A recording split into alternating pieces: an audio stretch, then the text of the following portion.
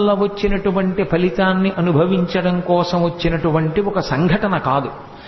పరమేశ్వరుడు తనంత తాను కల్పించుకుని లోకానికి ఒక పాఠం నేర్పడం కోసమని చేసినటువంటి క్రియ.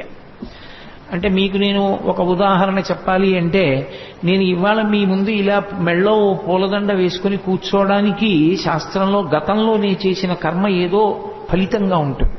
కాబట్టి నాకు ఇవాళ ఈ విషయం మీద ప్రసంగించడానికి పరమేశ్వరుడు ఒక అధికారం ఇస్తాడు. అలా ఇప్పుడు కోటేశ్వరరావు గారు లీల చేశారండి అనకూడదు. లీల ఉండదు. గతంలో చేసుకున్న పాపపుణ్యములను బట్టి నేను ఇప్పుడు ఈ పని చేస్తున్నాను. నాకు ఏదో మోకాలు నిప్పెట్టింది అనుకోండి, గతంలో ఎప్పుడో ఏదో చేసిన పాపం ఉంది, దానికి పరమేశ్వరుడు ఇప్పుడు మోకాలు నిప్పెట్టేటట్టుగా చేసి ఆ పాపాన్ని తీసేస్తాడు. అంతేగాని నాకు మోకాలు నిప్పి రావడం లీల అనకూడదు. అవి నేను గతంలో చేసుకున్న కర్మల యొక్క ఫలితాలు. పాపము కానీ పుణ్యము కానీ అనుభవంలోకి వస్తుంది, సుఖ దుఃఖములుగా వస్తుంది.